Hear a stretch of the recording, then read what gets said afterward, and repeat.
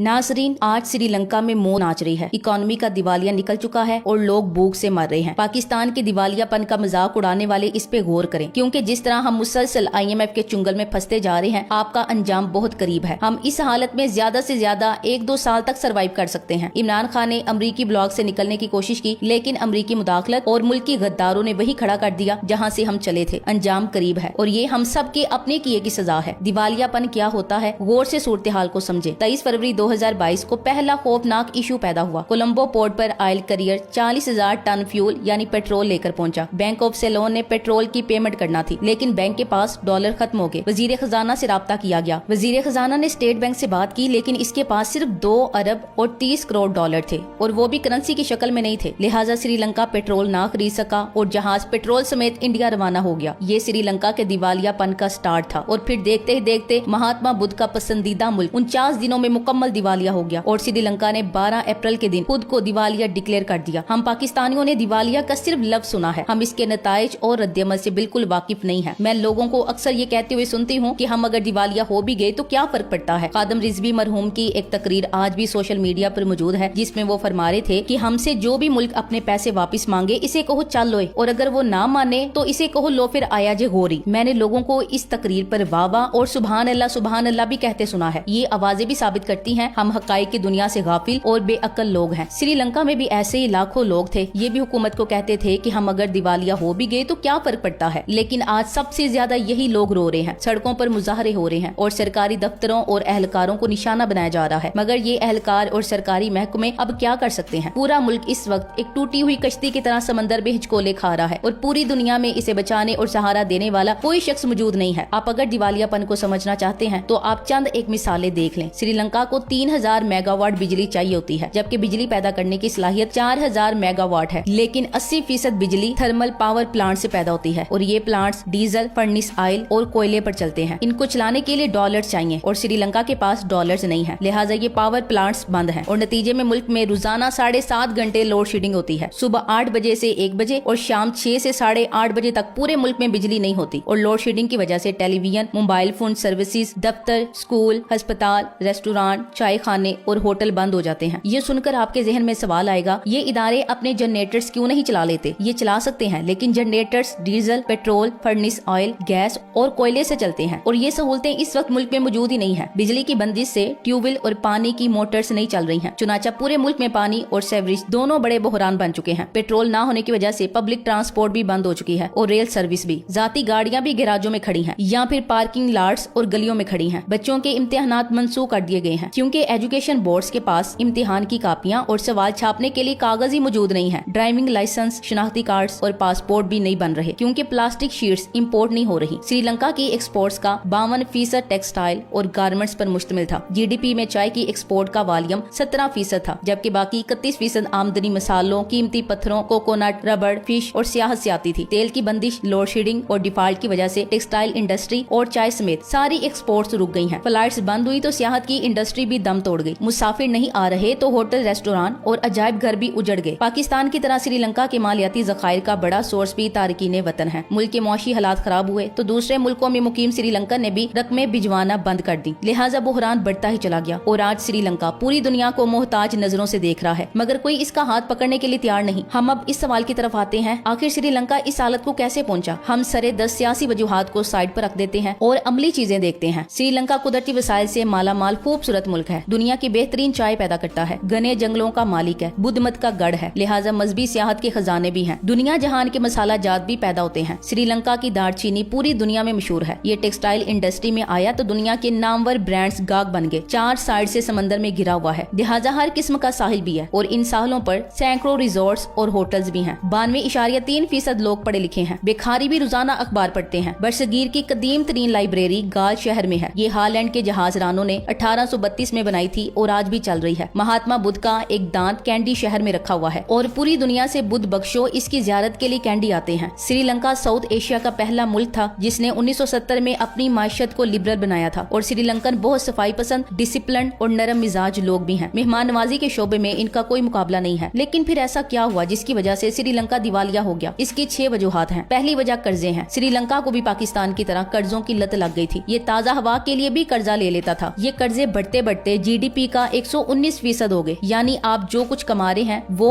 और इसके साथ मजीद 20% कर्जों की किस्तों में दे रहे हैं। लिहाजा मुल्क हमारी तरह कर्जे की अदायगी के लिए भी कर्ज लेने पर मजबूर हो गया। दूसरी वजह, पाकिस्तान की तरह श्रीलंका का बजट और तजारती खसारा भी बढ़ गया। यानी जितना बजट बनाते थे ये इससे ज्यादा खर्च कर देते थे और इन्हें जितनी आमदनी बरामदात से होती थी ये इससे ज्यादा रकम दरामदात पर खर्च कर देते थे। ये लोग भी हमारी तरह बेचते कम और खरीदते ज्यादा थे। तीसरी वजह, श्रीलंका में हमारी PIA और स्टील मिल की तरह 502 ऐसे सफेद हाथी थे जिन पर बजट का 20% हिस्सा खर्च हो जाता था। इन इदारों में सियासी भर्तियां होती थी। सिर्फ दफ्तरों के ताले खोलने और बंद करने के लिए 20-20 लोग रखे गए थे। ये सफेद हाथी खाते बहुत ज्यादा थे लेकिन वापस कुछ नहीं करते थे। चौथी वजह, श्रीलंका की ट्रेड पॉलिसी बनी। पॉलिसी बहुत अच्छी थी। ये साउथ एशिया का पहला मुल्क था जिसने अपनी मैशत आलमी मंडी के लिए ओपन की। लेकिन पाकिस्तान की तरह इनकी इंडस्ट्री और तजारत भी ब्यूरोक्रेसी के हाथों जलील हो रही थी। फैक्ट्रियों के मालिकान का एक पाँव फैक्ट्री में होता था और दूसरा सरकारी दफ्तरों में। अरबपति लोग भी आम सरकारी दफ्तरों के बरामदों में बैठे होते थे। गैर मुल्की कंपनियां भी श्रीलंका आई लेकिन ब्यूरोक्रेसी के ताखीरी हरबों, रिश्वत और मनफी रवैये की वजह से वापस चली गयी। लिहाजा ब्यूरोक्रेसी की वजह से श्रीलंकन बिजनेसमैन तरक्की भी न कर सके और ये हांगकांग, मलेशिया और ताइवान में भी बैठ गए। पांचवी वजह, श्रीलंका मुसलसल 26 साल तक खलफशार और खाना जंगी का शिकार रहा। तामुल टाइगर्स ने 1983 में जंग शुरू की और ये 2009 तक मुसलसल लड़ते रहे। इस जंग ने मुल्क, माशत और फौज तीनों की जड़ें हिलाकर रख दी। दुनिया में खुदकश हमलों के ताजा मौजद भी तामुल टाइगर्स ही थे। खुदकश जैकेट भी इन लोगों ने बनाई थी। श्रीलंका ने पाकिस्तान की मदद से 2009 में इस इफरीत पर काबू पाया लेकिन ये इफरीत जाते जाते मुल्क का सब कुछ ले गया। और छठी वजह, श्रीलंका में तालीम बहुत है लेकिन पाकिस्तान की तरह अमली तालीम ना होने के बराबर है। लोग डिग्री होल्डर्स हैं मगर इनके पास हुनर कोई नहीं। लिहाजा पाकिस्तान की तरह श्रीलंका में भी हर शख्स नौकरी की दरखास्त जेब में डालकर फिर रहा था और इसका नतीजा डिफॉल्ट की सूरत में ही निकला। लेकिन इन सब वजूहात की माँ एक बड़ी वजह है और वो ये है कि वहाँ भी पाकिस्तान की तरह खानदानों की हुकूमत थी। बाप के बाद बेटा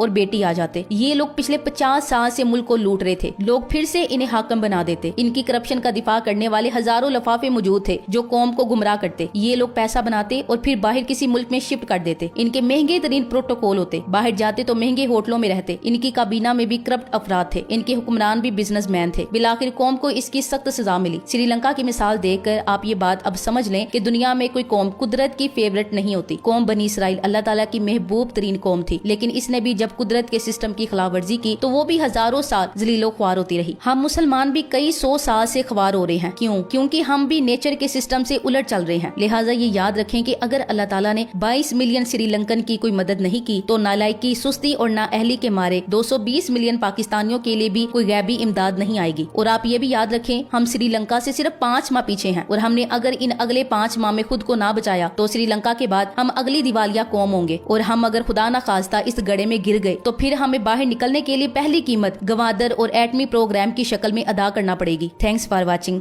अल्लाह हाफिज।